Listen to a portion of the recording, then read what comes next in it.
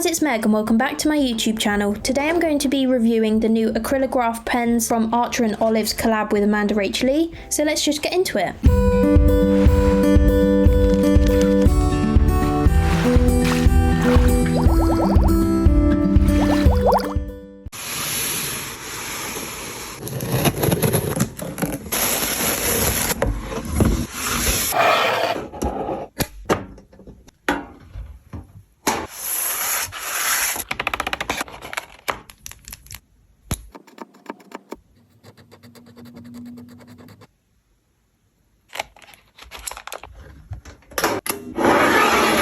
So these are water-based acrylic ink pens and they come in a set of 10. As I said before, this is the Amanda Rach Lee collaboration with Archer and Olive. The pens have a 0.7mm tip, although Archer and Olive do some of these pens with a 3mm tip. However, I just prefer 0.7 anyway, so this was the perfect set for me. I've also seen quite a few people using these. I've seen Amanda Rach Lee's review of the product. Obviously they're her own collaboration, so when I saw how matte and opaque the pens dry once using them, I just knew I had to try them out. This set also comes in pastel colours, which is perfect for me. I love pastel colours. If you've seen any of my other videos, you'll know that. So when I was browsing through deciding which set of pens were going to fit me best, these were the ones I wanted to go for. So let's try them out.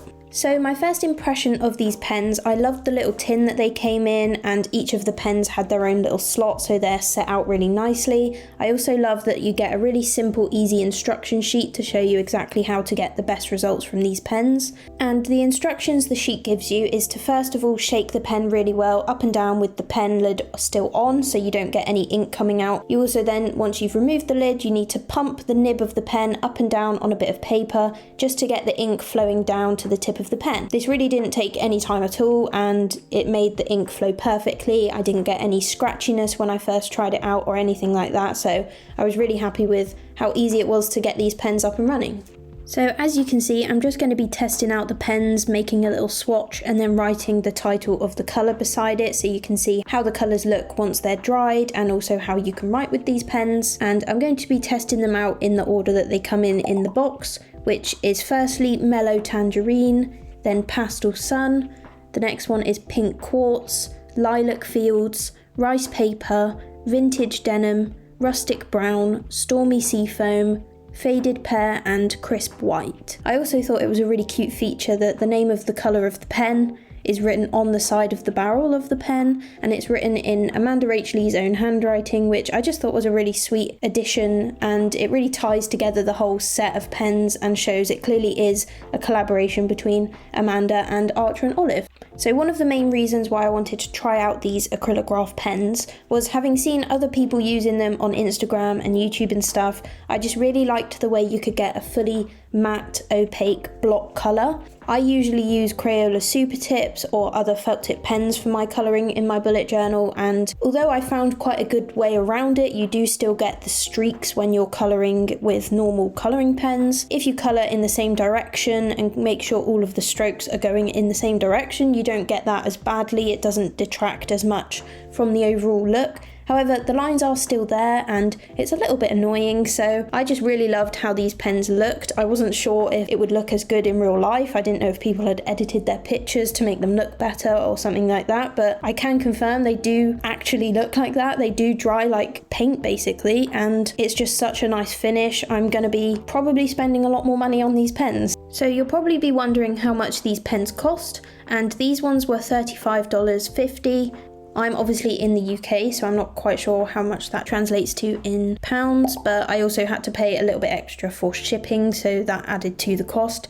It was obviously quite expensive. They're not a cheap set of pens, but these are really high quality, and just from trying them out, I've kind of decided that I'm glad I bought them. I can't wait to use them in my May bullet journal setup, which that'll be the video coming after this one, so keep an eye out for that. But in terms of the pens, you can also get lots of different colour combinations. They do different sets of colour that you can choose from. They do other pastel colours, they do brighter colours, they do the primary colours, so whichever is your vibe and your style, you can probably find a set to suit you.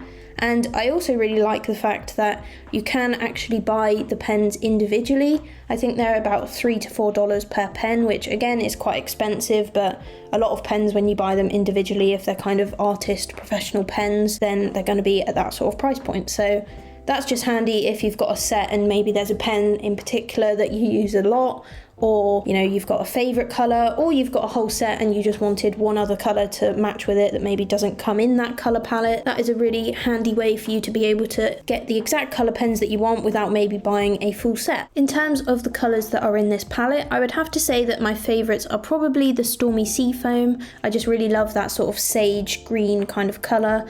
And I really like the Vintage Denim as well. It's just a nice muted blue, and I will probably be using that in my May bullet journal theme, so can't wait to get started on that one. And this set does come with a crisp white, which Amanda said that she always is looking for a nice crisp white colour, so that's why she included it, and I definitely agree, it's so handy to have. It's really good for creating highlights on some drawings and stuff, but it's also really useful if you make any mistakes. You can use it as a whiteout sort of Tipp-Ex style thing, which helps correct any mistakes you make. Then lastly, I just wanted to try out layering the colours on top of each other, as this is something I'd heard these pens are really good for. They do mention on the instruction sheet just to make sure that the colours have completely dried before you start layering on top, so I did do that here and it worked perfectly. So I am very, very happy with this purchase. I love how they look, I love the colours, and overall I'm very happy I bought them, so I will leave a link to them down below if you're wanting to check them out. But other than that, don't forget to leave a like, comment, subscribe on this video,